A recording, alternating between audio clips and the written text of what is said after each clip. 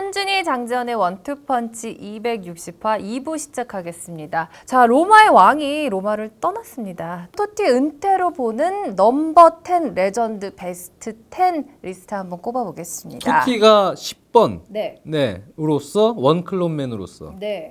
넘버 10의 어떤 상징과 같은 선수 중에 한 명이었죠. 그래서 그 넘버 저희가 10이라는 게 사실 포지션도 그렇고 등번호도 그렇고 굉장히 상징적인 의미가 있는데 어릴 때 볼 찰 때부터 그냥 무의식적으로요. 10번 하면 그냥 에이스예요. 네. 학교에서 축구를 하던 뭐 하던 10번은 그냥 1번으로 먼저 가져가려고 그래요. 그게 에이스라는 이미지가 워낙 강해서. 제 생각에는 아마 본격적으로 우리가 10번 이런 얘기를 한국에서도 막 하기 시작한 때는 마라도나 때문에 그랬고요. 예. 저도 마찬가지고 마라도나 때문에 아마 그런 영향이 있었던 것 같은데 우리가 흔히 이제 프리미어리그 팬들의 예를 들어보면 첼시의 아자르, 토트넘의 해리케인, 맨시티의 아구에로, 리버풀의 쿠티뉴, 맨유의 웨인 루니 뭐 이런 선수들입니다. 지금 아스날은 사실 베르캄프 이후에 확실한 10번이 안 나오고 있지만 그렇잖아요. 맞아요. 네.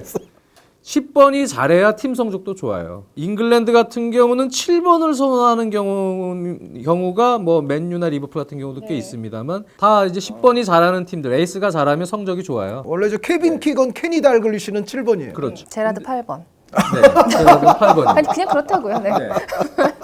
네. 대체적으로는 10번 에이스가 잘하는 팀들이요.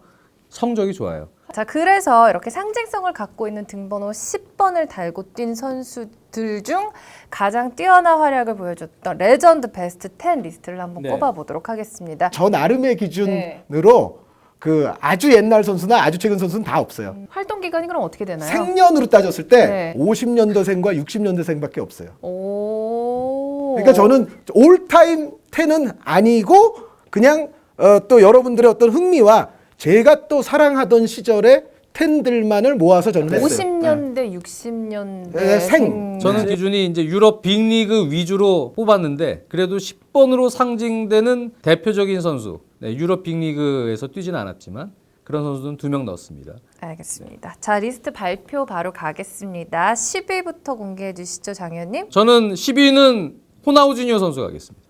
유럽 빅리그의 빅클럽 중에 바르셀로나가 또 10번의 계보를 계속 잇고 있는 클럽 중에 하나인데 마라도나와 메시 사이에 브릿지 역할을 할 수 있는 중요한 역할을 했던 10번이다. 호나우지뉴가 역시 바르셀로나의 10번의 계보를 잇는 브릿지 역할을 잘해줬다. 아유, 자격이 넘치고도 충분한 선수가 호나우지뉴 선수죠. 됐죠? 이 설득력 있죠? 설득력 있죠. 자, 한 의원님은 50년대, 60년대생 위주만 뽑았다고 했는데 우리 아빠뻘 선수들. 그렇죠. 네, 10위 누군가요? 어차피 우리 유명한 10번 펠레 같은 선수 다 포함해서 하려면 사실 거의 정해져 있어요. 그래서 그것에서 저는 많이 벗어나겠습니다.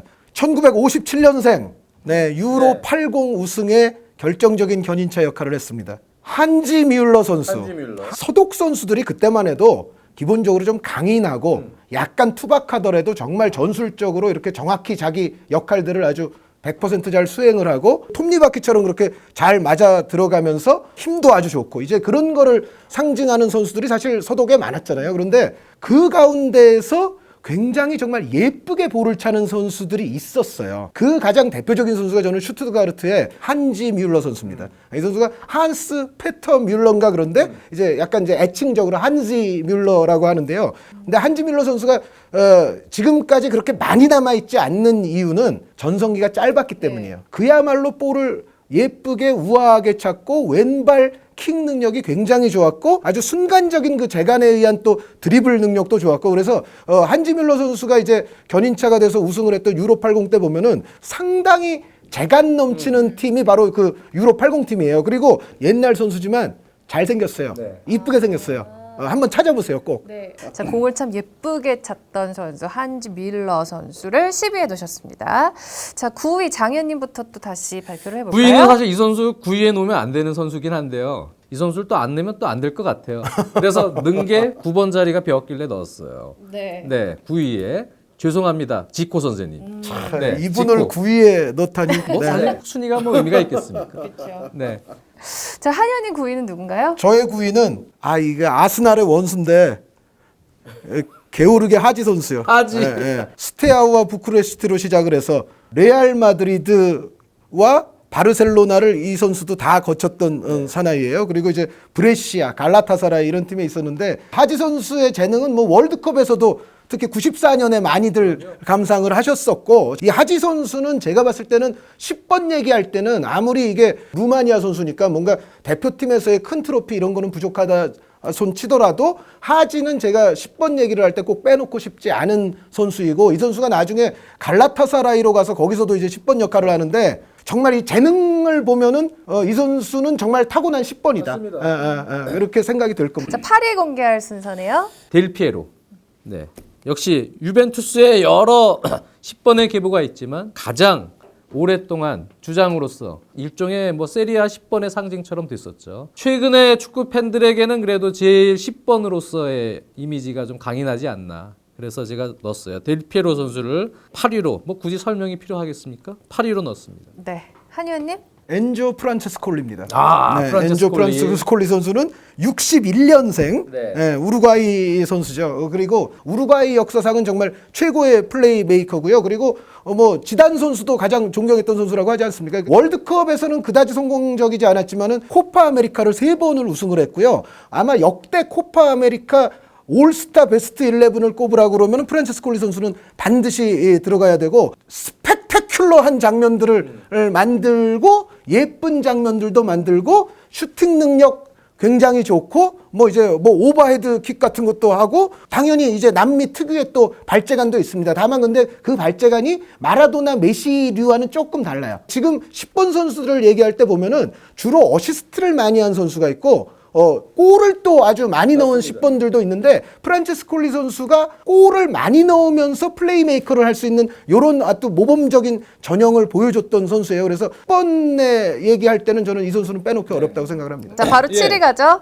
이것도 역시 유벤투스의 10번의 레전드 계보인데 델 피에로 바로 전입니다. 로베르토 바지오.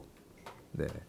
로베르토 바지오는 많이 들어보셨죠? 네. 원투펀치에서도 많이 들어본 것 같은데요. 그렇습니다. 네. 로베르토 바지오. 이게 유벤투스도 10번의 계보가 있는데 다들 훌륭한 10번의 계보를 그래도 가장 정통적으로 잘 이어오고 있는 클럽 중에 하나죠. 요즘에는 10번의 계보가 조금 좀 가물가물하고 있습니다만 바지오 선수 10번으로서 뭐 대단한 상징적인 활약을 해줬고, 나중에 브레시아 가서도 브레시아의 영국 열번일 겁니다. 그만큼 바지오 선수는 10번 상징으로서 순위 안에 들어갈 수 있을 것 같아요. 네, 알겠습니다. 한의원님? 저의 7위죠.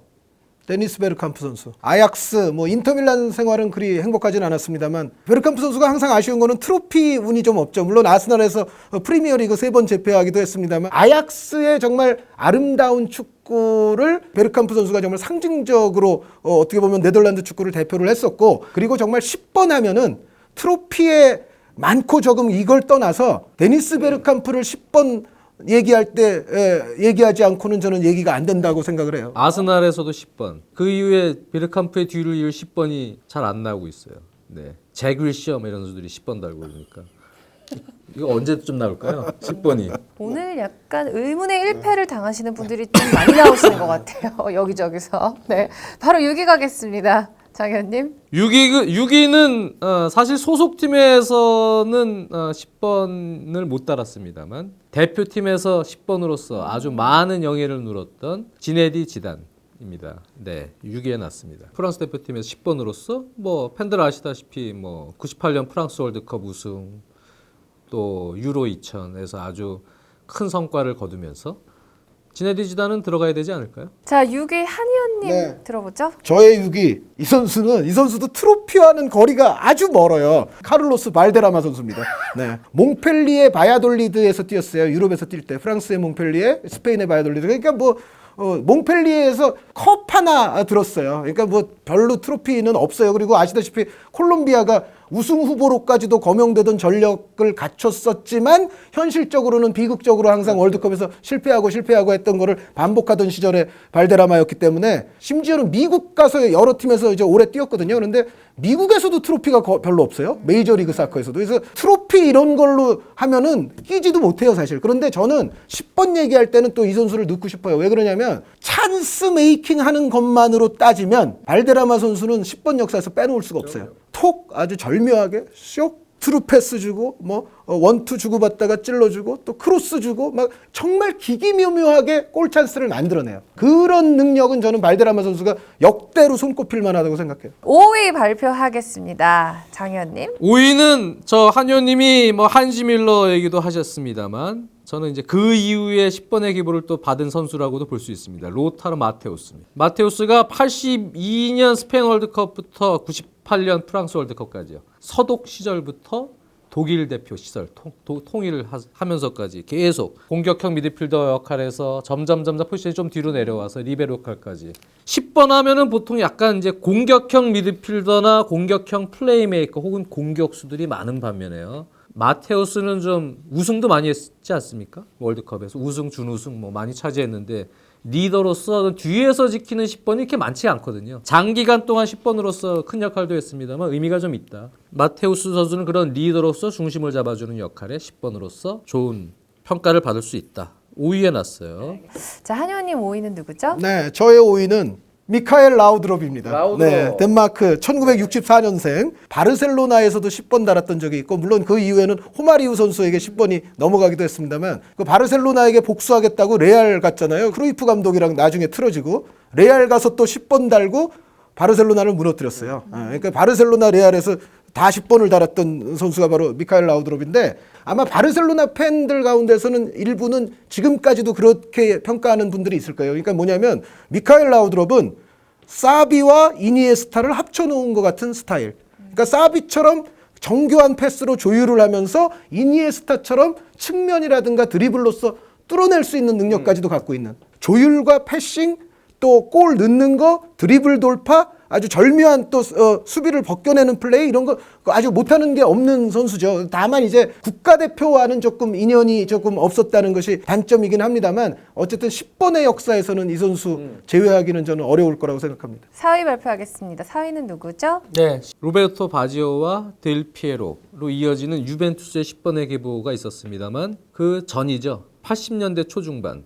10번의 상징 미셸 플라티니입니다. 네. 플라티니는 다 많이 들어서 아실 거예요. 네. 뭐 공격형 미드필더 회장님 하시다가 사고 친 것까지도 다 알죠. 그것만 알고 있는 사람들도 있을 네. 거예요, 분명. 세계 네. 최고의 선수였고요. 유벤투스에서 공격형 미드필더로서 득점도 많이 해주고 뭐 여러 가지 창의적인 그 아트적인 느낌이 물씬 풍기는 모든 플레이에서 이제 프랑스 대표팀을 좋아하는 팬들은 대부분이 이제 플라티니가 전체적인 지분을 많이 갖고 있었죠. 당시에 80년대요. 자, 4위 한의원님은 누구죠? 저의 4위 로베르토 바지오 선수입니다.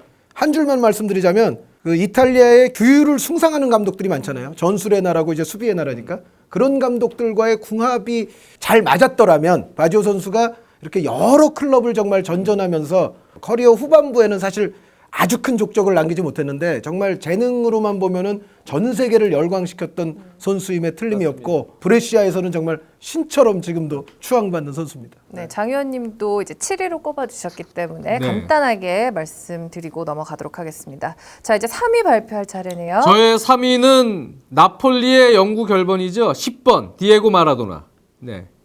뭐 굳이 설명이 필요 없는데 그쵸. 특히 이제 마라도나를 높게 칠 수 있는 10번은 AC 밀란의 수비 레전드인 바레시의 6번, 파울로 말디니의 3번 영구 결번, 또는 첼시의 디안 프랑코 졸라 25번 영구 결번. 그런 번호들은 영구 결번이 있어요. 근데 웬만해서 10번은 영구 결번을 B클럽에서 나폴리 같은 그 당시 B클럽에서 영구 결번 잘 안 하거든요.